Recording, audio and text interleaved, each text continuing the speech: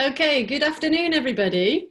Thank you for joining us. This is going to be a great start to the week. It's Monday lunchtime, and we're going to be launching and discussing our latest policy paper, How to Boost the European Green Deal's Scale and Ambition.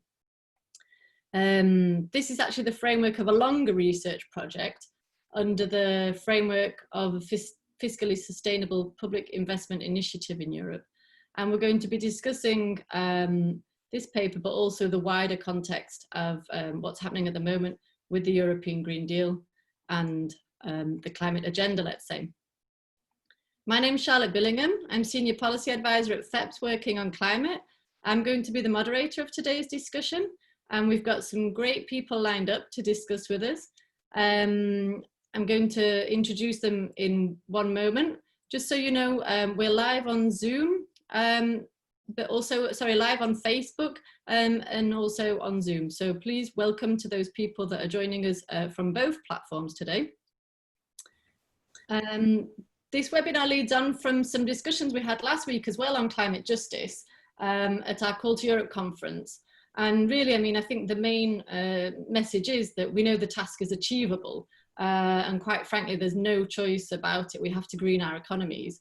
And COVID has also shown us how significant the Green Deal is, but also just at the same time, the social and economic policies need to be revised to ensure more equal societies that are fit for today's challenges, basically. So we know that substantial investments are required, and we're here to discuss those in an optimistic but realistic way to discuss what needs to be done. Welcome, FEPS President. So I'm just going to introduce actually the speakers before giving them the floor. So today we have Maria João Rodrigues, President of FEPS, who's just joined us. Hello, Maria. Hello, everybody. Hello, Charlotte. Hi. We have Maria Molchnik, who's Director of the Renner Institut. Hello. And we have Raphael Wiltauer, who's Lecturer in Economics, and Stuart Leach, Research Assistant, both at the University of Greenwich. They are the authors of the policy paper. Hello. Hello. And we also have Julia Herr, who is member of the National Council of Austria, SPÖ, and spokesperson on environment and climate. Hello. Hello, checking everybody's here. And we have Niels Fuglsang, I'm not sure if he's in the room yet, who is MEP from the S&D group and comes from Denmark. I think he'll be joining us in a moment if he's not here already. Anyway, so just before I do start, sorry, please can we do a family photo? So we're just going to do a screenshot. So if everybody could just look at the camera one moment and smile all together after 3. 1, 2, 3.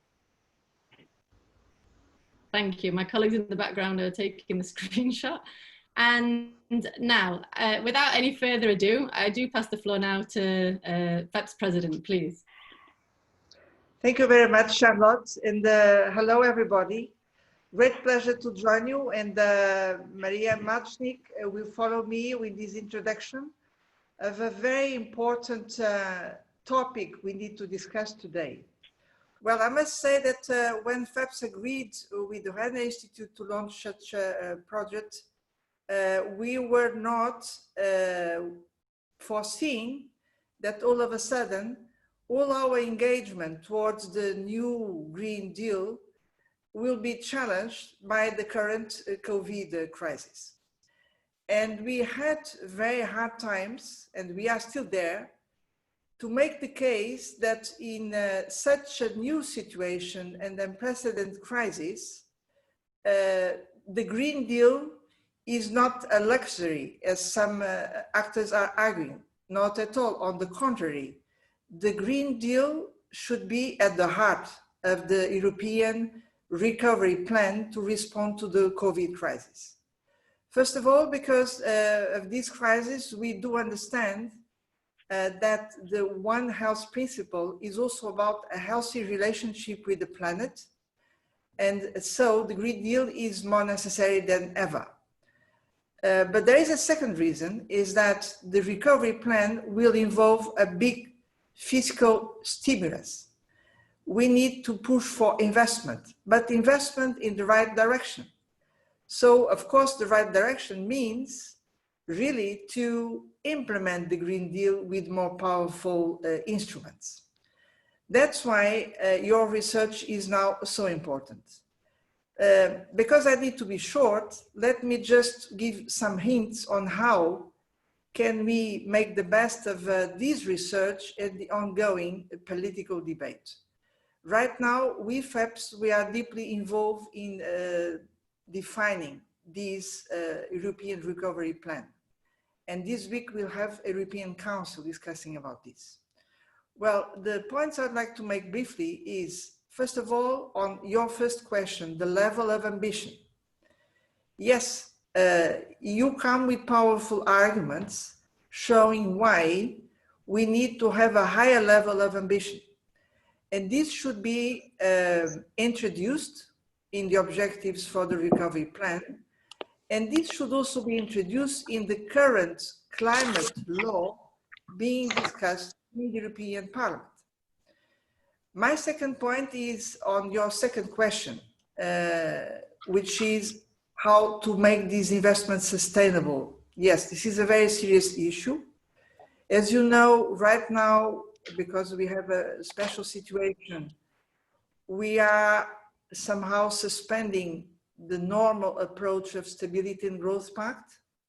But in any case, we should create the fiscal room for member states to invest more on greening. And now we know that this effort to be undertaken by national budgets should be complemented by the European budget and also by a new instrument being defined right now called the Recovery Fund. Well, the problem we have is that we still don't know how this recovery fund will be financed. But there is a proposal coming from the European Commission, as you know, and inspired strongly by our side, our commissioners, our governments, our parliamentarians, assuming that this recovery fund is a kind of extension of European fiscal capacity and therefore should be based on new own resources. And the Commission is proposing a reform of some own resources, including the border carbon taxation, including the ETS. And so far in the Commission proposal, there is no reference to the wealth tax. But I want you to feel comfortable because we FEPS, we fully support the need of a wealth tax. And this should be properly designed. So just to tell you that you are in the right track, and I congratulate you for your work. And I also hope that with this webinar, we can enrich the conclusions and use them to feed in the policy-making process, something we FEPS were doing every day in Brussels. So many thanks for all of you, the research team, all the participants in this web seminar, and of course a big thanks to the Renner Institut, which was central to develop such a project. So Maria, I'm handing you to you now. Thank you very much, Charlotte. Very well. I'm just taking over. Thank you very much, Maria Joao Rodriguez. As Maria just outlined the political context of this project and its importance, firstly, hello from Vienna. Second, I just wanted to take the occasion to explain in a few words why I think, or why we at the Renner Institute think that this project and this kind of project, namely a research project connected to political foundations and also the Austrian Chamber of Labor, is so important.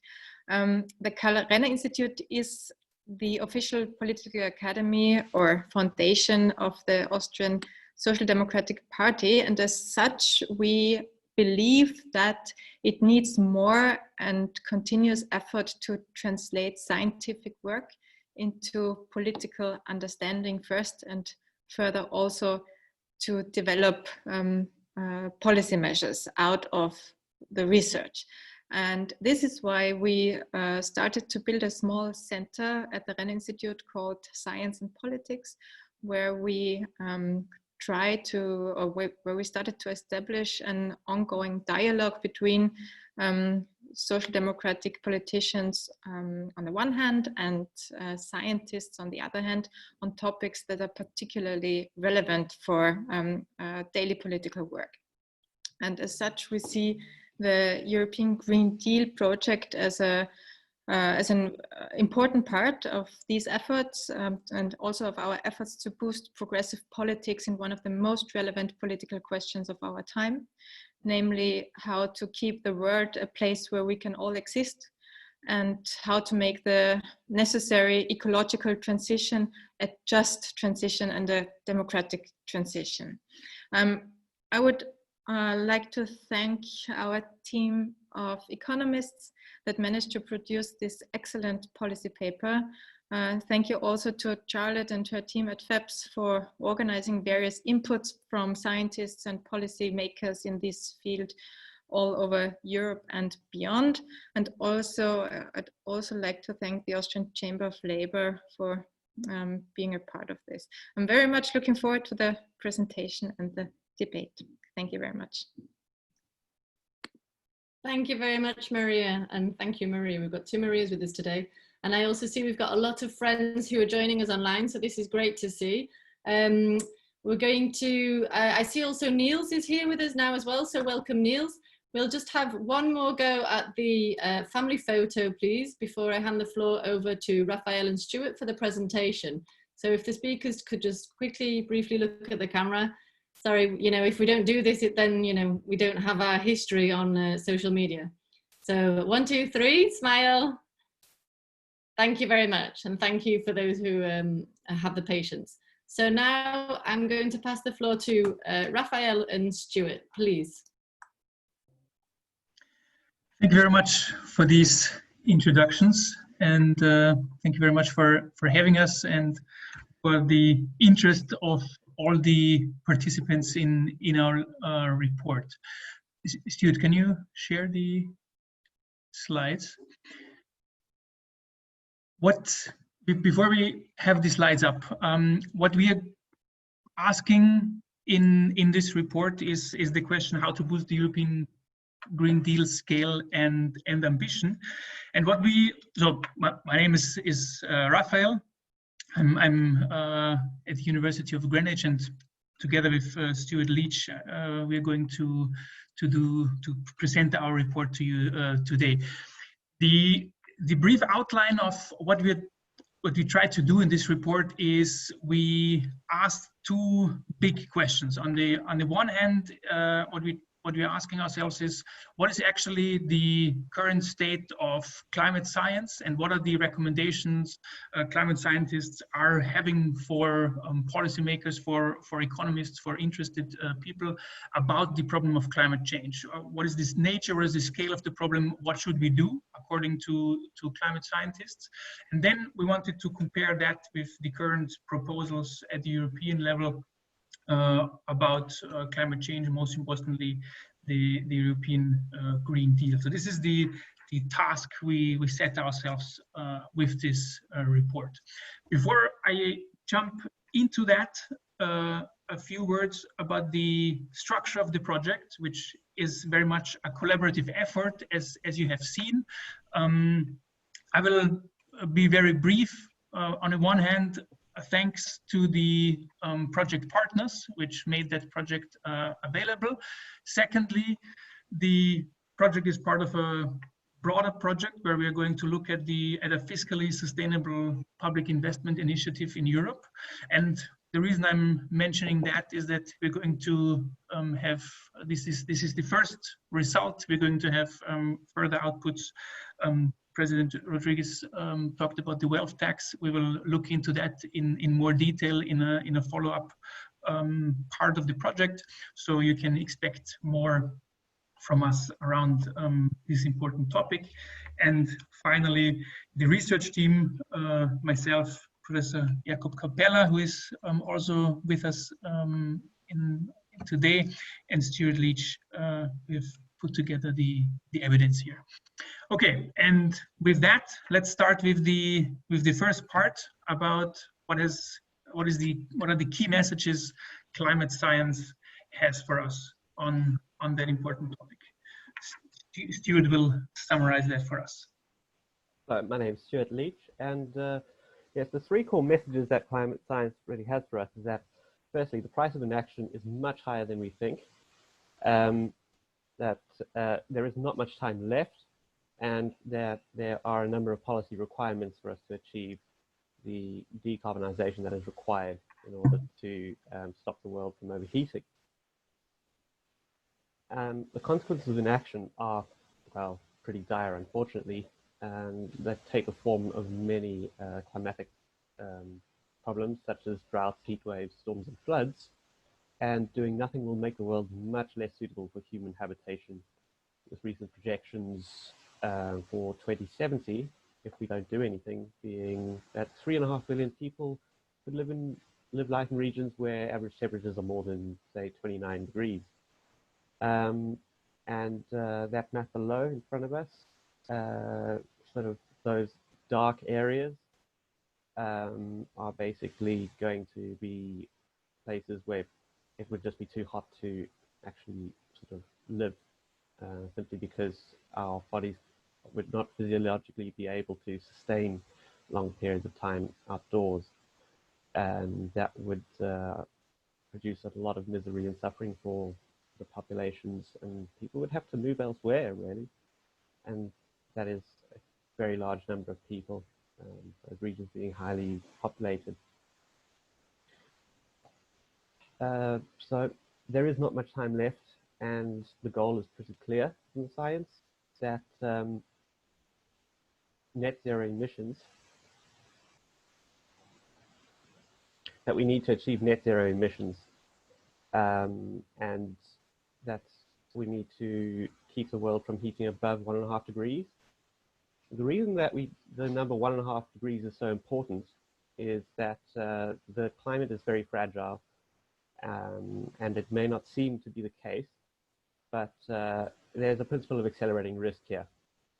As soon as marginal increases in temperature, it may seem like the environment doesn't respond so much to it, but what happens is that, and we've seen this with the Great Barrier Reef, where it seems to be where you have 90% of the reef is still intact, and then very suddenly it just starts to collapse. And these are known as tipping points. And for example, the Greenland ice sheets or the Siberian tundra, these are notable places where it's quite possible that they can reach tipping point and they very quickly start to collapse. And we don't know precisely when that could be, but it is conjectured in various recent research that 1.5 degrees is a point where we could see sort of cascade of problems hitting the environment, and we would not be able to stop that. This lends itself to something known as the carbon budget because of the strong link between climate change and global warming and emissions. And the world is, and it is recent research from IPCC and others, is between 235 and 350 gigatons of CO2. This would give us between 5 and 8 years at current rates of emissions. And for the EU, this would translate to about 21 to 27 gigatons of CO2, or between 7 and 9 years if we continue emitting at current rates. And this policies that would be required in order to keep within this budget is the decarbonization of energy production. And by energy, that means all energy for transportation, for heating, cooking, for electricity, of course, and that includes international aviation, so flying and for shipping. So we need to basically reduce all of our energy systems, and that is 80% of all the emissions, essentially, by 70% of what we are emitting today, and completely decarbonize our energy systems by 2040 at the latest.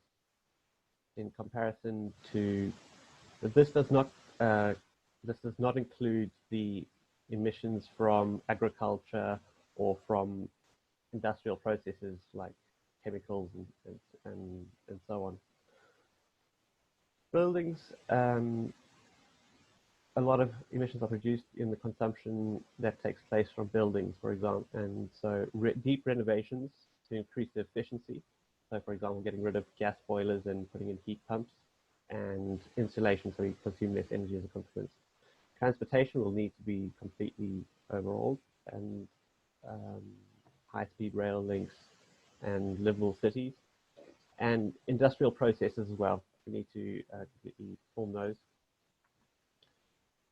The EU, the Green Deal has certainly all of these policies are in place and have been approved over the last 20 years of EU environmental policy, and the Green Deal has certainly got a lot of plans, but the ambition needs to be increased.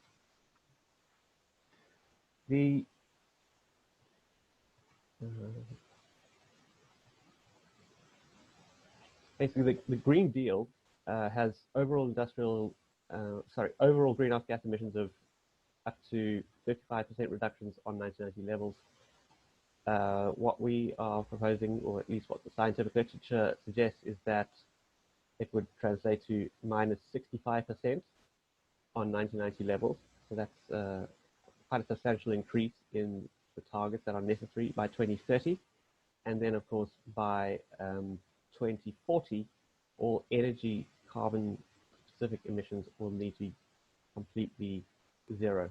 So that is nothing from motor vehicles, nothing from aircraft, and nothing from shipping or electricity reduction. There would still be emissions from agriculture and industrial processes. As far as renewables and energy production goes, that does depend very much on the extent to which nuclear energy would be used for production of energy. Where does this big difference come from? If you consider this chart that we have on the screen here, that pink, the darkest pink at the top of the above the zero is our emissions, and the bottom and the darker pink, where it says realized net negative emissions, is what would be sucked back in using negative emissions technologies. Now, unfortunately, we don't believe that this is, or at least the scientific evidence suggests that this is not feasible, and it's not like in principle, there's no problem with this in theory. However, it's just not feasible at the moment. And unfortunately, Commission modeling at the moment has models for the most recent reports, more modeling projections, that suggest that half of the emissions in their carbon budget for the EU would be basically vacuumed up by some large-scale factories of some sort. Now, this is unfortunately not sustainable at the moment. So, and it does lead to a large degree of moral hazard, where the costs of potential failure of this would be deferred to later generations. Raphael will now discuss the investment needs. Okay, so what we have heard so far is the three key messages that it will be costly if we don't do anything. We don't have actually much time left, and what are broadly the policies, and how, in light of that, how do the overall goals of the Green Deal compare with European Union's previous policies and new assessments from the scientific literature, where we saw that there's actually evidence for more ambition needed with our broad reduction goals.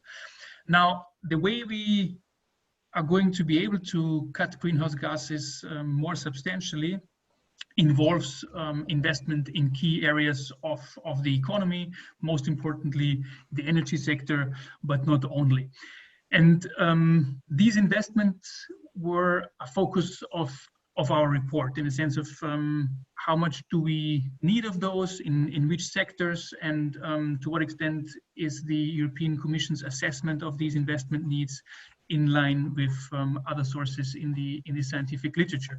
And so this table shows you a comparison of the European Commission estimates and the calculations we have performed ourselves.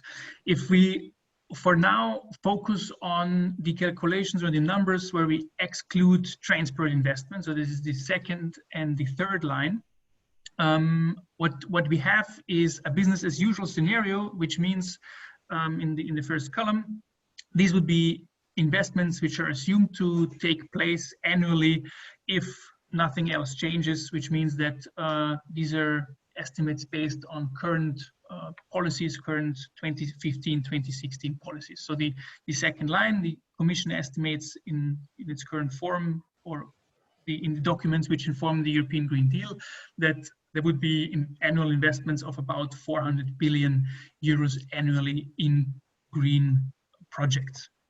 The Commission's estimate, or the Commission's assessment, is that in order to reach the 1.5C target, we would need investments of about 600 billion, 576, which leaves an investment gap of about 200 billion. Now, in the last line, the calculations we performed ourselves are quite different. Our assessment is that currently there are investments going forward of about 800 billion under a business as usual scenario. The reason for the difference is partly due to the methodology, where we have a broader prospect on that. But most importantly, our assessment of what is necessary is much higher at about 1,700 billion, which leaves us with an investment gap of about 850 billion a year. So these are massive numbers, especially the 850 billion, and they're quite different. So the key question is, why are the investment figures we are producing in this report so different from the European Commission's estimates? And before we go into the details, like in the looking at the building sector, one has to acknowledge that the Commission already says these numbers are too low because they are based on the -40 target and not yet on the -55 target the European Green Deal proposes. But unfortunately, they're still the most accurate up-to-date numbers available. The Commission is working on an update. That said, where does the difference come from? A big chunk, or a big part of the explanation, is the building sector. In the European Green Deal, the European Commission estimates, okay, currently we're investing about 250 billion a year in building renovations. So this is about thermal insulation, more efficient on-site energy production. And it assesses that in order to reach the 1.5C target, 300 billion would be necessary. So an additional 50 billion a year, an investment gap of 50 billion a year emerges. There is, interestingly, a sector-specific study also done by the European Commission from 2019, which looks at the building and construction sector, and most importantly, starts out with the same baseline. The assessment of how much is invested in building renovations currently is very similar, about 250 billion a year. But then it concludes that in order to really reach the 1.5C target, we would need to triple our investment activity, especially when it comes to deep renovations. So really cutting the energy needs of buildings down to closely to zero, which would mean we would have to invest about 10 times as much, or the investment gap would be about 10 times as much as in the documents which inform the European Green Deal, at about 500 billion. So this is the main reason where the difference comes from. Second area is if you look at investment in research and development. Currently, the modeling on which the Green Deal is based does not explicitly include R&D expenditures. What we did is, okay, we said, let's look at even old R&D targets, for example, from the Europe 2020 strategy, which was announced in 2010, where the target was, let's invest 3% of GDP in R&D. That would amount to an investment gap of 75 billion, because the EU currently is not investing 3% of its GDP in R&D. If we say there's much less time left now, we need results faster, probably should spend more on the R&D. If we increase that to a 4% target, the investment gap would increase to 200 billion a year. And this is one sector. Moving on to energy production. What we did here is we are providing some context for the Commission figures. The Commission estimates that there is an investment gap in the energy sector of about 120 billion. Well, we said, okay, let's look at what is the value of the capital stock in the electricity sector. The value of the capital stock, I'm looking at the averages in the last column, is about 1.7 trillion. Currently, firms invest each year about 70 billion. So this is the renewal and replacement of the existing capital stock, which is about 4% of the stock. And more than doubling that rate of investments to 5% would lead to a gap of 84 billion, or almost tripling it to 170 billion, which is roughly in line, or much more in line, with the Commission figures than in the building sector, for example. And moving further on to the industrial sector, in the sense that a lot of the industrial processes will need to be renewed, new equipment is needed. If we argue there, or take a look at additional investments of a certain number, how much would that, how does that compare to current investment rates? So an additional 3% of replacement of the existing stock would come in at about 80 billion. In the Green Deal, the Commission counts or estimates that we would need much less than that. So this is another reason why our figures are much higher. And so this gives you a rough idea of why the 855 billion we are coming up with in our report are so different. But we don't think they're unreasonable, and most importantly, to some extent, they're also based on European Commission research. Now, we talked in the beginning already a little bit about how should we fund that, and how can we indeed be sure that we are able to close that gap. And in that respect, there are some very relevant and recent developments. We have heard about them in the introduction. Stuart will give us a little quick update about to what extent there is hope in what has happened recently. So in the wake of COVID-19, the Next Generation EU program, the European Commission has proposed to borrow perhaps up to €750 million, €750 billion on the capital markets, and this is equivalent to 5.5%, approximately 5.5% of the EU 27 GDP. And this would be distributed potentially as a combination of grants and loans to member states. And part of this, the extent to which this would be spent on Green Deal projects is uncertain, because certainly in order to get the economies of Europe back to where they were, is not going to only take the form of Green Deal projects. It would also require it would require other spending in other areas of the economy too.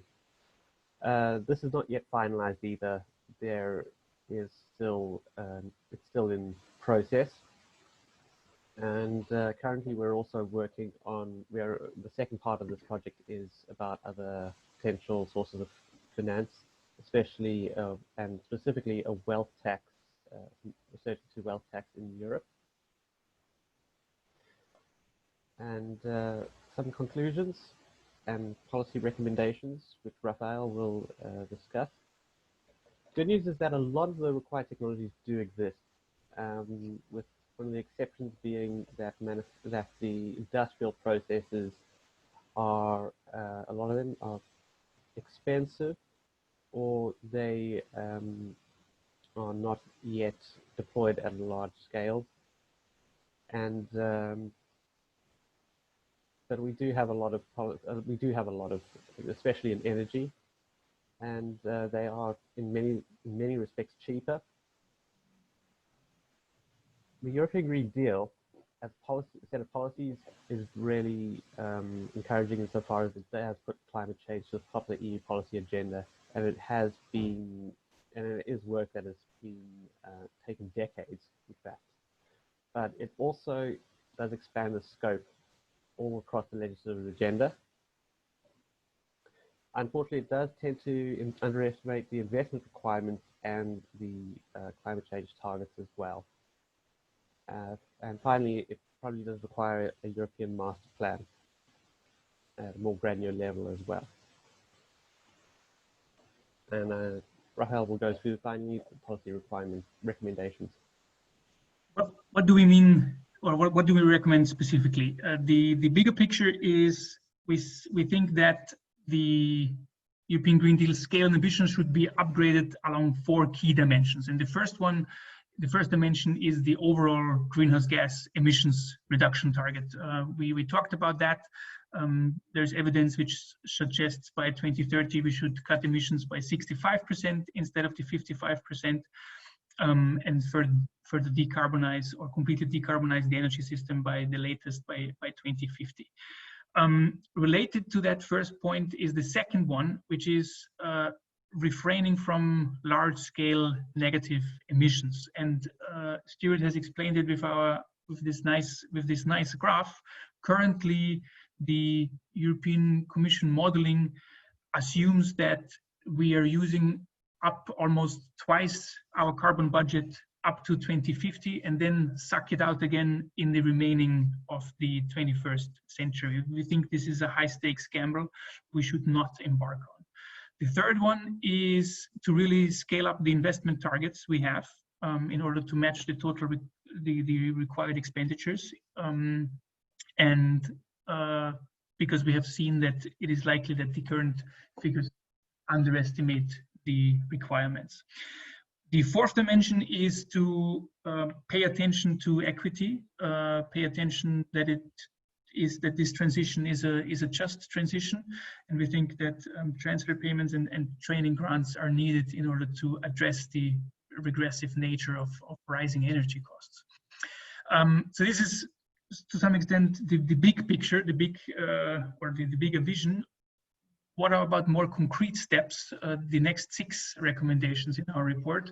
The first one is to increase the fiscal room. We think that with these investment needs, which we point out, substantial part of these which will be coming from the public sector, and in order to indeed be able to carry that out, more fiscal room is needed. Sixth, upgrade the current proposals into a climate master plan. What do we need? What do we mean by that? What we mean with a master plan is a plan which comprises European level and national level efforts, such that we can monitor the requirements, make sure and plan that we actually deliver on what we need, and also track the progress such that we can adjust on our way. And something like that, such a vehicle doesn't exist currently. Seventh, a carbon border adjustment mechanism. We think it's vital. If Europe is ambitious, we need to have a level playing field in international trade. So we think that the Commission's approach here is good and is important. 8, aligning the emissions trading scheme with more ambitious targets. That means if we increase our targets to reduce emissions by 65%, the allowances in the ETS need to come down quicker. And in addition, we think a price floor and potentially even carbon price inflation targets, so an increasing price is important and necessary in order to keep incentives high to really invest in low carbon technology across the economy. 9, focus on stable finance, so providing crucial companies with stable financing conditions and refrain from encouraging household sector borrowing. The reason we're bringing that up is that in the proposals, there's a lot of talk about the green taxonomy, encouraging and potentially lowering capital requirements for green bonds. We think there is an inherent financial stability problem attached to these proposals, and one should be very, very careful there. And lastly, the European Commission should work with the European Research Council, the funded European research body, in order to establish a group of Euro-specific climate models. We think that part of the reason why, for example, Commission relies heavily on negative emissions, and why it doesn't really look into completely phasing out nuclear energy over the next 70 years, is that there is a little bit of a monoculture in terms of modeling going on. We think there should be a broader set of models open to the public, published in open source format, to really have an informed discussion about how we want to organize and how we want to achieve this transition. So these are our policy recommendations. Thank you for your attention. If you will have time to discuss now and continue the discussion beyond that, you have our contact details here. But thank you for now, and looking forward to the discussion. Thank you very much, Raphael and Stuart. And indeed, there are a lot of questions already coming in, I see. So I think everybody's very keen to discuss. Thank you very much for the paper, and also just so you know that this is in the framework with the Renner Institute and also the AK, the Federal Chamber of Labour of Austria in Vienna. So we're now going to move on to the discussion. So please prepare your questions after the two speakers have spoken. But we will be collecting the questions via Facebook and on the Zoom question and answers. So please, you can already start putting your questions there, and don't forget to say who you are or who you're representing. So I'm now going to move the floor to our representative from Austria, Julia Herr, who has very kindly joined us today, who is from the member of the National Council of Austria and spokesperson on environment and climate from the SPÖ. Please, Julia. Yes, hello from my side, from Vienna, from my home office. First of all, I'd like to say thank you for the organization of this talk. I think that we need to put the issue of environmental justice where it belongs, which means on the top of the agenda. And I think that as a socialist, social democratic family, we might not have done that in the last decades as we should have. So I think it's really important that we have this discussion. And also maybe just a few sentences on the really pressing matter that it is. We are facing a really hot and dry summer again, I think. When we look at the last months, we saw that from January to April, it was the hottest year since we measure heat. So we see that it's really necessary for us to act, especially when we look at who's hit hardest by the climate crisis. Last year in Austria, we had people dying at the construction worker because of the heat, because of exhaustion. So it's a matter of workers' rights as well. And this way we need to view this whole subject of environmental justice. And so the part of leave no one behind in the Green Deal is essentially important. And does it do that? Does it leave no one behind? This proposal that we have right now? No, not in the extent that I would have wished it had, but still I view it as a success already, that the movement Friday for Future and so on in the last year has made it clear that this Green Deal needs to be something helping citizens of European Union, and that it needs to have that focus as well. So that's good. And before I comment on the paper that I think is really, really good, I just want to add another more general aspect of the Green Deal, because I think it really, overall, we can view it as a positive proposal from the European Commission.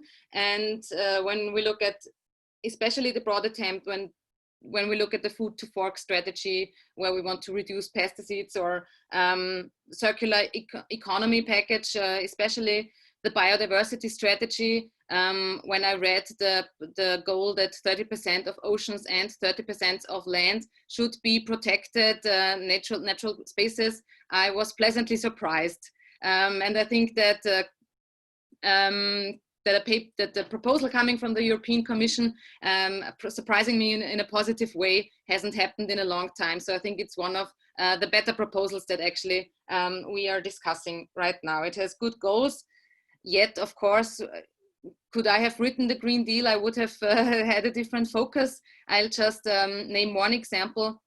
When we talk about the circular economy package, of course, there are some questions left out, because what we want to change is that now we produce products and we use them, we throw them out. And what this new proposal suggests, that we look at, can we repair them, can we reuse them, so that we just create less waste. But of course, then we need to ask us the question why we live in a neoliberal society, where it is needed to put always more and more and more products out, and they need to be short-lived so that people buy new ones so that you make profit. And so those bigger questions were left out, and they are important, because what we need, I said it before, the climate crisis is a social crisis. We really need a social and ecological transformation to live in this better society I think we want to create. So I want to thank you for the paper, because I think it asks exactly the right questions. Is it enough what we are proposing? Is it enough to meet the Paris Agreement? And who will pay for this? And who will be the ones to make all the investments possible? And where's the money coming from? And is this crisis taken seriously enough? And I think the numbers you just showed, when we look at the CO2 graphs, we are not doing enough.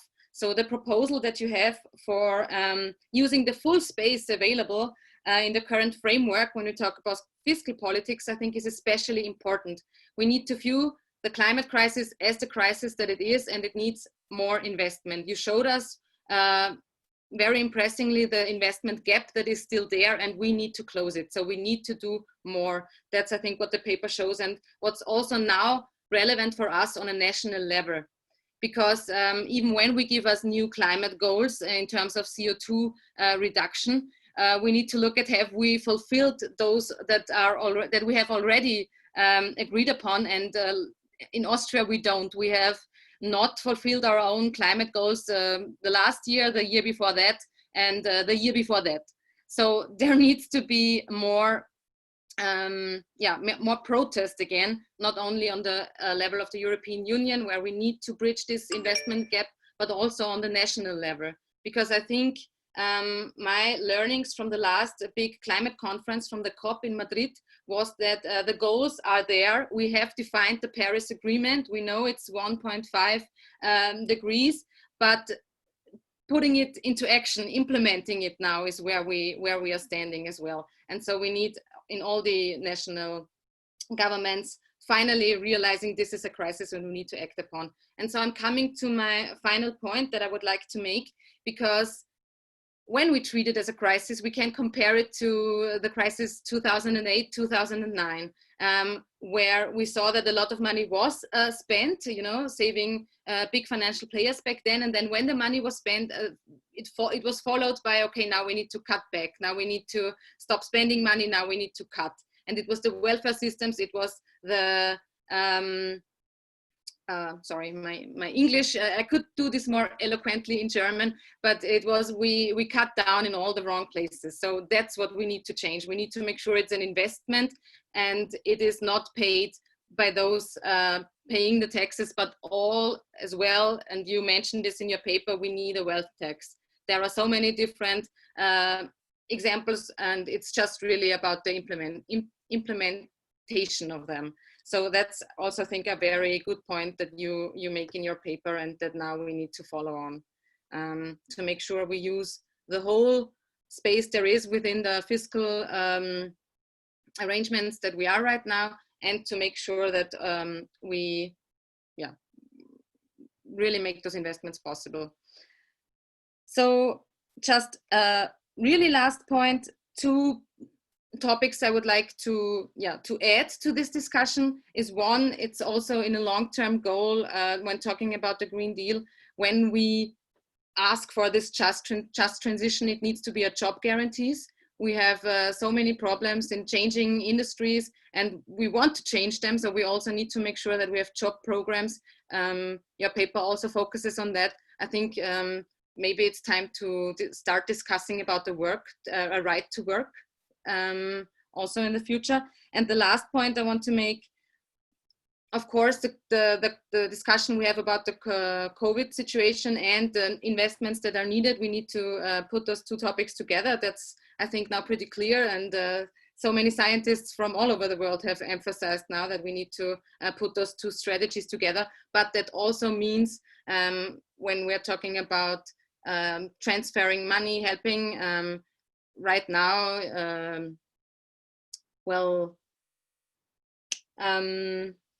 companies, I'll just put it with that word, then we need to make sure that the money is not a one-way transfer, but it comes back again. I think that talking about nationalization of big companies that are getting helps right now, and we know that this is money that it is spent, and that this is money that we need for this transformation that we are about to hopefully embark upon, then we also need to talk about, I think, in a strategic way, nationalization on the various different areas, especially talking about climate change. Lovely, thank you very much, Julia. Vielen Dank. And you also raised a lot of questions as well, I think, in your intervention, but rightly so. I mean, we really are at a moment where these, we're at the implementation phase, which is probably perhaps very challenging. Currently also in relation to the COVID crisis, we're seeing a lot of maneuvering, let's say, on the environmental conditions to the bailouts. Thank you very much for your input, and I'll move now on to Niels. So Niels Fugelsang, MEP in the S&D group in the European Parliament. Thank you very much for joining us, Niels. Thank you, Charlotte, and thank you for letting me participate in this important debate. I think you've done a great job with the report, and I think it indeed puts some very relevant topics on the agenda. I think you found a guy who is probably pretty much convinced from the outset. At least I could not find anything that I disagree with in the report. But that being said, I think you can certainly find a lot of people in the European Parliament who don't agree with the conclusions in the report. So the job, I think, must be to try to get through to some of these people and basically try to convince them about the conclusions, because I think they are right. I would like to highlight, just to say that they are right when it comes to that we need to increase the ambition level when it comes to how many percentages of greenhouse gas we will reduce in the coming years.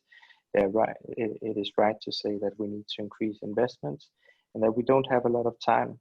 Basically, we are running out of time, and I think that is a fact which not everybody, far from everybody, is aware of, and that this is in fact irreversible. If we cross the threshold of 1.5 or 2 degrees Celsius, we might have self-reinforcing effects that we won't be able to control anymore. And this is why this is not business as usual. This is not a normal policy topic as far as I'm concerned. This is something we have to put on the very top on the agenda and make happen. And it's going to cost money, and it's going to cost efforts, and it's going to cost resources. But if we don't do it, the cost will be so much higher. And I think that sense of urgency It's in the report, you know, documented by numbers, and I think that's what we. But it's not in the minds of the European Parliament, as far as I'm concerned. And I think we also, to be honest, in my own party, I think we should be much more ambitious and realize that this is a very much a matter of urgency. So I have 4 points that I want to just comment on briefly, because I don't have so much time according to the agenda. So the first one is the 65% reduction target. I think that's right, and I think it's good that you document how and why we need this target with references to science in your report. Right now, I can say that the ambition level of the Green Deal, I think, will be the 55%. I have myself proposed 65% in an amendment in the Energy Committee where I sit. But I can see that the two big groups right now, the Conservatives and the Socialists, are split, I would say, on this matter.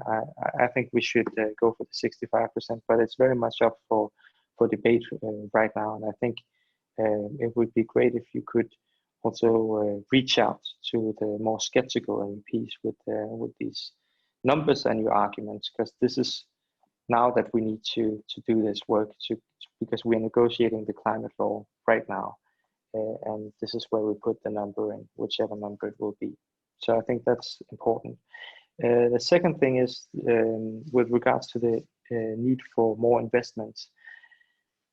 You're absolutely right. And I think it's imperative that we use the recovery package, and that we have these.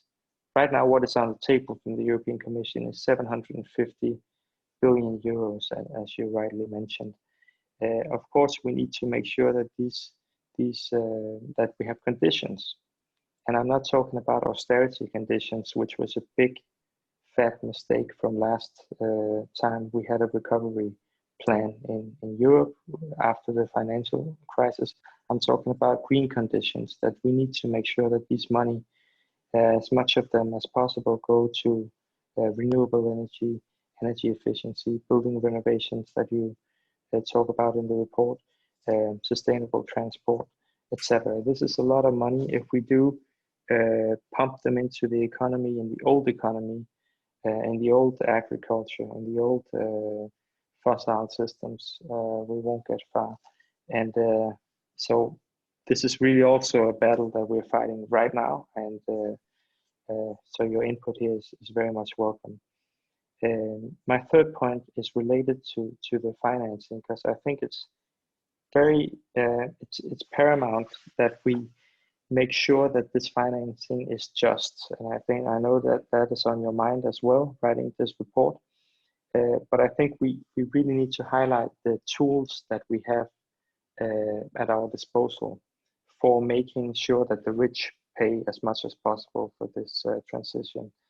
That being wealth tax that you mentioned, that being tax on digital multinational companies, that being financial transaction tax, that being a minimum level of corporate taxation and a corporate common base of taxation. So, you know, we're being cheated so much for so enormous sums of money right now because of tax havens and tax evasion. And that has to stop, and we need to link that to the green transition. And, you know, so it's about time that we collect this money from those who contribute almost nothing to our economy when it comes to taxation. Facebook, last time we checked, they paid 0.03% in effective corporate tax in Europe. It's a scandal, and they need to contribute to this. Okay, so my last point is the carbon border adjustment mechanism. I think you mentioned that, and I agree with that. I think that's something we as progressives need to fight for. I think this is both a way to make sure that we are not being in an unfair competition situation. The European companies, that we we require of them that they have to do something for the climate, which we should do. But of course, we need to make sure that it's a fair competition with companies outside the European Union. So that's one purpose. But another purpose, as far as I'm concerned, is that we need to use this to also push the rest of the world in a green direction. This is an area where the European Union can use its economic power to say, if you want to trade with us, you're more than welcome. But if you don't do anything for the climate, if you don't live up to the Paris Agreement, we're going to tax you. If you live up to the Paris Agreement, there's no taxation whatsoever. So we can use this economic power that we have with such a carbon border adjustment mechanism to try to push also for the rest of the world to go in a green direction, because we have to remember, in the European Union only 10% of the global CO2 emissions. So that's my 4 points. Thank you for the report, and I hope we can use it to convince other politicians also that we need to scale up the ambition level. Thank you. Thank you very much, Niels, and thank you very much to all the speakers and the authors for doing this wonderful job and for launching our discussion today. So I'm really pleased because we've got a good half hour for discussion with the audience. So please, if you've just joined us, we will be taking questions from Facebook Live, and from the Zoom here, you can put them in the questions and answers section. If you could please just present yourself, or also let us know who you want your question to be addressed to. We've already got some questions, so I'm going to bring those to the floor now, and then we'll take another round in a bit. So I think some of the questions have been answered as we've been going through, but I will ask the one from Xavier, from Gerhard Mikolash, who says, why do we hear so little from the EU about the promotion of hydrogen fuel cell propulsion instead of the purely battery electric drive, which he says is rejected by many citizens? And also the question from Xavier Dutreny, how would the authors of the study judge the reluctance of the European Commission to use the carbon budget model? Already going to some detailed discussions. There's some other questions, but they're not quite clear enough. If Elena Lopez-Gunn wants to perhaps rephrase the question. Then we have some further questions on carbon taxes used to fund decarbonisation projects, or should we use them for redistribution? But I think this is also already touched upon slightly, but we can perhaps bring that into the discussion later on. So, so for the first question from Gerhard Mikolash on batteries and hydrogen, who wants to answer that? Shall I give it to Niels first and then to the authors, and then the authors can answer the one from Xavier, please, if that's okay? Yeah, that's fine. So I think why the EU has not focused so much on hydrogen, I think that's about to happen. We're negotiating right now a report on energy storage in the Energy Committee in the European Parliament, and we call for big investments in hydrogen, both via the Horizon program and also via the money that the European Union supports energy infrastructure with. And we know that we need this hydrogen, but it's this green hydrogen. So in order to store renewable energy like wind energy or solar energy, because it's of course not stable energy, wind energy and solar energy, when the wind doesn't blow and the sun doesn't shine. And we need this, we need to, via electrolysis, transform it into hydrogen and to be able to use it as fuels in aviation and maritime. So I think the focus is rising very much these months and in this period because we certainly need it, and I think the European Union should do what it can to really, via the Horizon program, but also via the energy infrastructure investments, invest in green hydrogen. That's what we push for as a political group, the Socialists and Democrats. Yeah, just to add to what Niels was saying, it's not that the EU doesn't fund hydrogen research. It does, and it does subsidize hydrogen research. It just may not be as it's not the same in because it's not deployed as a commercially used technology like batteries are. So it doesn't get as much. It doesn't get as much notice, but it is explicitly mentioned in the Green Deal, and I believe, as Niels was saying, they are talking about it more. Okay, well, thank you. But we'll just move on to the next question, I think, please. Now, if we could, so if Stuart and Raphael want to come in on the point about the modelling. The carbon budget. Sorry, yes, carbon budget model. Yes. So the question was from Xavier Dutrenet: how would the authors judge the reluctance of the Commission to use the carbon budget model? I would say the Commission implicitly uses a carbon budget if one looks at what they are planning for in terms of cumulative emissions over the entire period 2020 to 2100. The cumulative carbon emissions are roughly in line with the estimates we have shown, which is about 29 gigatons of carbon. That seems, or very much in line with a lot of the climate science, what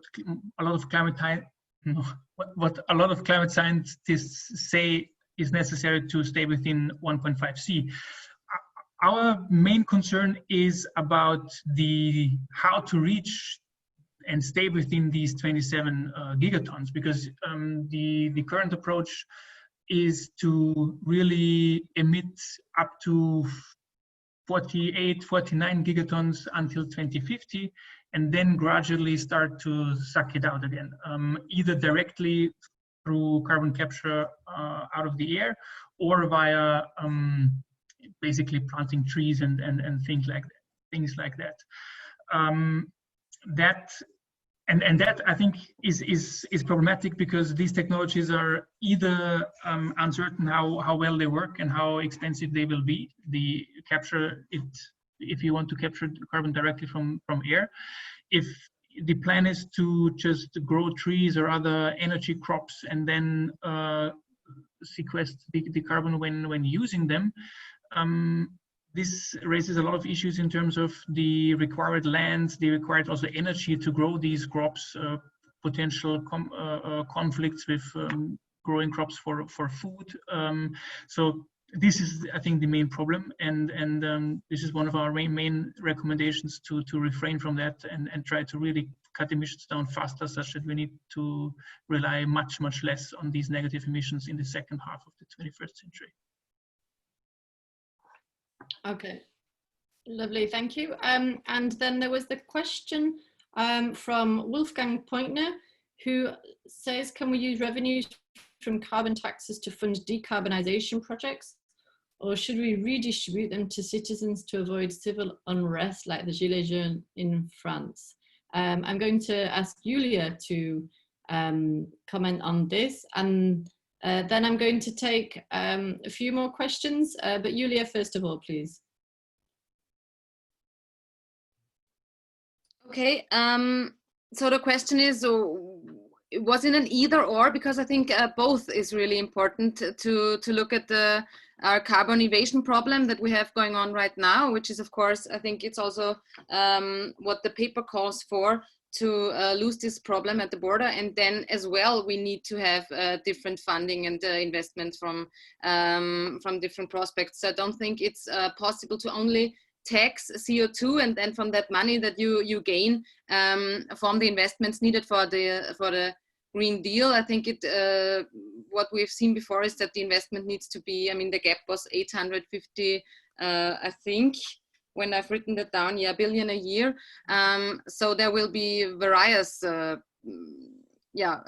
different strategies to raise the money for the investments. Also, I think when we're looking what's right now being, when we look at fossil industries that are still being subsidized. Yes, so there's really a lot of different threads we can pull in order to make sure that the investment is stable. But on the question, because I think it also referenced to the situation in France, of course, we need to make sure that this is all the different aspects are social, are, you know, in terms of their social justice rightly formed, because when we want to implement the Green Deal, we need to have improvement within the population. That's, I think, one goal that needs to be to really ensure that the Green Deal is working. You need to have the majority of the people on board with it, so that it's not worked against, but it is actually embraced, and that people see there's justice in it and they will profit from it. So of course it needs to make sure that we cannot just you know, in terms of housing or in terms of consumption or in terms of driving, we cannot just make those different aspects of life more expensive and then assume, okay, now it's more expensive, CO2 is more expensive, people will reduce it, people will use it less. You need to look at the infrastructure. Is that even possible for people to have a different way of transportation, for example? So it's not just about taxing the CO2, because this only works when there is an alternative. Making CO2 more expensive only works when there's another alternative that you can use and stop using the whatever it is. If we are staying on the example of transportation, is there a train? Is there a bus that I can actually use? Because otherwise I'm just paying more for driving. And so this point of the justice needs to be thought, that, you know, the Green Deal can actually be accepted and can be a part of making the population, the whole situation, let's put it like this, more just. Yeah. I mean, indeed, at FEPS, we're always saying that we need to make sure that there's co-benefits of, if there is a tax introduced, that people really need to have the benefits as well, so that it really hits the, you know, that the money is distributed equally, more equally amongst peoples. I think perhaps Maria Zhao wants to come in now on that question. Do you? I see you're waiting. And Niels, let me know if you want to come in. And then I'm going to offer another question from the floor. So Maria, you're muted, please. Can you unmute your microphone? Yeah. I prefer to give the priority for the participants willing to take the floor. Okay, fantastic. Okay, I'm listening, but the priority. Niels, if you want to take the floor, put your hand up. I can see you, and if not, we're going to ask the question from Elena. Okay, so Elena's asked a few questions. I'm going to pick one. This is from Elena Lopez-Gunn. So how does the Green Deal link also to making our economies more resilient and focusing on the long term in terms of investment and risk disclosure? And I'm also going to add in another question of hers, which she asks for the Commission. We haven't got a representative today, but is the Green Deal going to itself comply with the EU taxonomy on sustainable finance? Perhaps what do you think, in your opinion, if you could give that? And then we have also a question from Australia, called someone called Ray Peck, who asks, a wealth tax in Australia would fuel the arguments of conservative politicians. How do you think this would be received in Europe? So I think we've already started discussing some of these issues, but if you want to come back to them. So I'll give the floor firstly to Niels again, because you wanted to come in. Please. Okay, yes. So thanks for the questions.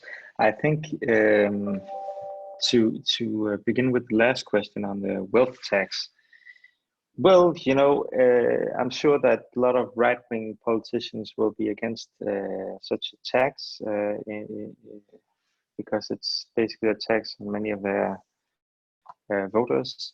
But I mean, I think it's preferable to tax the rich than to tax the poor in this situation. I mean, and I think COVID-19 actually underlines this because, of course, COVID-19 puts a lot of people in a vulnerable situation when they lose their jobs and when they don't have the income they had before. So I think we need to make sure that those who have a lot, they are the ones who contribute as much as possible.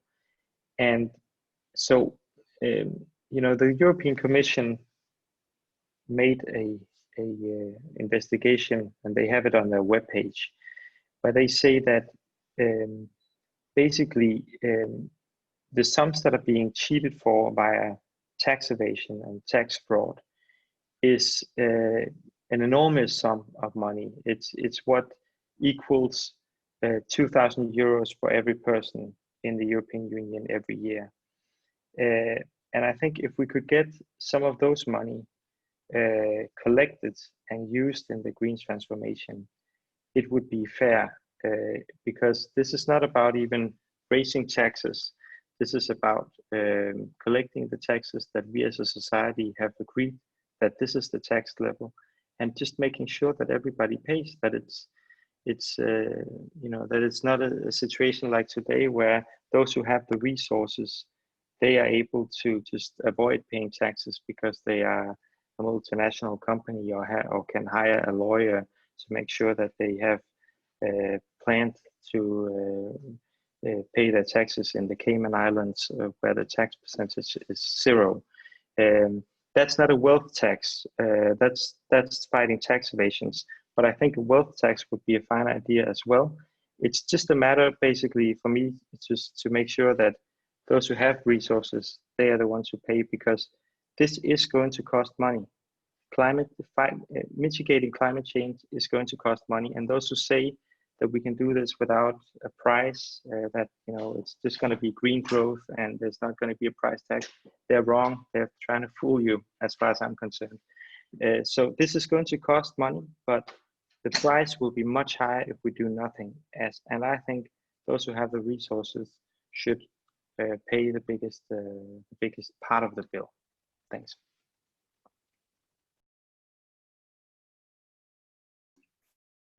Thank you very much, Niels. We'll move now to Julia, please. Yes, I would also like to answer on that topic. I mean, Niels put it, I think, quite right in what needs to be said about this, but I also want to add that when you look at the CO2 emissions, they are not coming from different parts of society in the same way, but you see that rich people spending a lot of money have this bigger CO2 imprint. And I will just quote one figure because I looked at it just moments before we started this talk. In Austria, when you talk about flying per plane, you have 30% of people that fly never. That's not, they don't have the money to buy plane tickets. 50% fly mostly once a year. It's one holiday they take. And then you have 20% who fly regularly and quite often. And it's usually, I mean, 40% are business flights. So we see that talking about CO2 emissions, you have rich people putting really a lot of strain on this country. And when you talk about the question of justice, it will not be rich people suffering because they have maybe their home out in the country where there's a wind in the summer, or maybe they have their cooling systems in all their houses. They have their private planes where they can fly around, and so on and so on. So the climate crisis in which we are in right now has not been made possible by all of us, but by a rich elite who also has exploited this planet that we live on. And of course, everybody has an imprint of CO2. Everybody can do something. We all have ways to maybe reduce our emissions. That's for sure. But different people need to take different measures. And when you look at, that's just one last example, at the last burnings in California, wood burnings, you could see that whole different towns have been burnt down, houses, communities where people had lived. And then next to it in Malibu, there were the huge villas, or I don't know the name, of the celebrities that had rented their own firemen, their own private firemen. They have a way of protecting themselves against the fire. They have the money to buy it. It was the other houses that burned down of people who did not have that kind of money to save themselves. So I think when we look at the whole climate crisis, it does not affect everybody equal. Not everybody has the same way of saving yourself, and not everybody is contributing to this crisis in the same way. So what if not? Is this climate discussion then a discussion of distribution? And so of course we need a wealth tax. It's not that we need it right now. We should have had it in the last 30 years because because when we look at the climate crisis, we see that, you know, it's in just maybe one last number to sum it up, in the last 100 years, it has been, I think, 70% of all the CO2 emissions had come from 100 companies. 100 companies that pollute our air, our rivers to make profit. So yes, it is a question of justice, and yes, we need a wealth tax to solve this problem.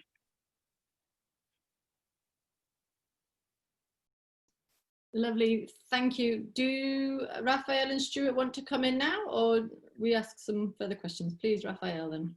Yes, I mean, on two things. On one of the questions about the relationship between the EU level and the national plans. I mean, in terms of doing something about climate change. With the next generation EU, the COVID recovery package, I mean, this is a promising development where it seems there is now, or hopefully there will be some room at the European level, in the sense of the Commission being able to make decisions on its own. But it is exactly this problem of coordination between national and EU level why we have put this master plan recommendation in, where currently there exist national climate action plans where national countries submit their goals to the Commission, and there is some form of coordination, but it's clear that there is no overarching plan and there are no overarching targets. And I think if one is really serious in that little time left, this is what we need. What is the prospect of achieving that? Well, yes, it will be a political process and decision to set up such a structure. Whether it will happen, we have to see. I think it is worth pushing or fighting for that. If I may pick up another question from the chat on Europe, in the sense of how important is Europe in the global context, and the person Julius Leiter suggests we should focus on trade agreements because Europe is actually not so important, and it's the other countries which emit a lot. I think two points on that. Of course, in per capita terms, Europe is still a huge emitter. I mean, also in absolute terms, around 10% of total global emissions. So it's still not nothing. And I think the reason why we need to still bring our own house in order is that in these important trade negotiations, being a leader in terms of reduction will give us more weight and more strength and more credibility in these trade negotiations. Most importantly, with the carbon border adjustment tax, I think this proposal now is mainstream in the sense of it is put forward also by the Commission, which is a good sign. And this will be a crucial tool in these negotiations. And we will see how it works. But I think these are the two key arguments or leverage points we have in these negotiations. And I mean, to some extent, that is happening already, but of course needs to go further. But the main point here is, so to some extent I agree, but it's also still necessary to bring our own house in order in Europe. I think that is still very important. Okay, great. Yes, you answered the question that I was going to ask next, I think. So we have time, I think, for one more question. Just Julius, thank you for your question. I think it was answered, but just perhaps just to emphasize, the question really is, when are we going to get started on this in terms of making sure that climate commitments are included in economic and trade agreements, which I think is a very valid point. And then just one last question from Ken Coggill in Australia, who asks, has any state attempted to model or implement the carbon border adjustment mechanism? And if so, what has been learned? Does anybody want to answer this question for the last round? Raphael? I cannot really answer it. To my knowledge, it hasn't been implemented anywhere. And yes, so I can't really answer it. I think, I mean, there in terms of modeling, I mean, there is a lot of similar relevant material in terms of classical trade theory. What happens when you impose a tariff? Classical trade theory tells us you shouldn't do it, and it is harmful for trade. I guess this is a bit of outdated thinking, which doesn't take into account the problems associated with carbon border, with climate change, and of course the big question also there is, to what extent do we manage to fit such mechanisms into the World Trade Organization rulebook, or to what extent do we need to redraw it? I tend to lean towards the latter, and I think the issue of international trade needs to shift and take these discussions more serious, and not only focus on them from a very traditional trade-only perspective. I mean, I think some elements already do exist, but you know, perhaps not as a whole proposal, let's say.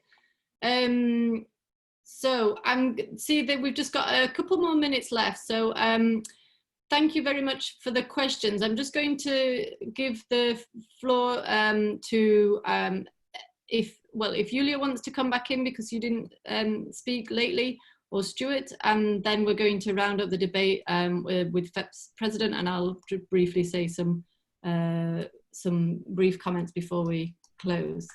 Julia, would you like to say something? Just to sum it up in one sentence, that what we need to focus on is that this topic of environment is actually a topic of social justice, and that I think is also as a social democratic politician, as a socialist politician, I think the topic we should talk about. And this means having this just transition really be realized. So dreaming big in a way, because all those investments that are necessary to change our CO2 emissions, those need to be changes that not only direct us into a future more economic friendly, but also into a more just, more happy society. And I think this is in the core a promise that's unique, because when you look at other parties or other activists on the topic, it's usually not the whole story that's been told. And so I think in a really last sentence, it's not only a Green Deal that we need, but a Green New Deal that has been proposed by various activists, where we need to put as much emphasis on the social justice part as well as on the environmental part. Great. Okay. Niels, please. Yeah. Do you want to come in? Yeah. So thank you. Thanks for a good debate. I basically can agree. I mean, this is I think climate policies and social justice cannot be seen separately. I mean, we have to connect the two things, and I think that's our role as progressives. So I think we have a great job, and I hope we can live up to it. But I think together we will do all we can, and I'm up for the challenge. I hope you are. Thank you very much. Thank you very much, Niels. The authors, would you like to say a last word, last message very quickly, please? And then we're going to close off. My take on it is I think it's very clear what needs to be done, and there needs to be a political organization such that what needs to be done is actually getting done. I think this is the message. We're getting there. We're getting there, aren't we? Yeah. Right. Sure. I would say, Stuart. I would say that we also mustn't be afraid to try different things, and because there's a lot of sort of belief that we can just get markets to sort it out and put a sort of carbon tax here or something like that. But it's really important that we don't just assume that that's going to solve everything. We need to actually do it ourselves, whether that's getting the state involved, not be afraid of trying completely different policies. Yeah, I think COVID is teaching us a lot of those lessons as well. Very briefly, the FEPS president, would you like to come in now? And then we're going to... Yes. Very well. So let me come in by saying the following. This was an extremely rich report so far, and also a very interesting debate.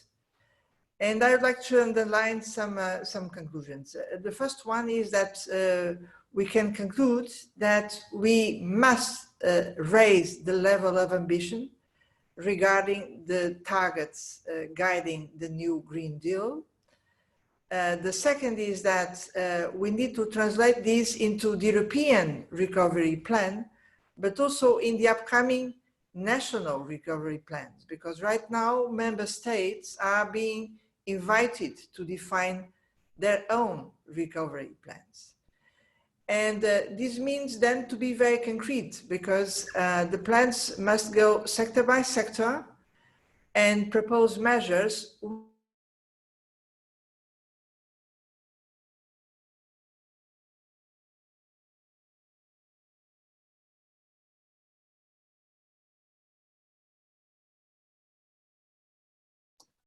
I think we lost her.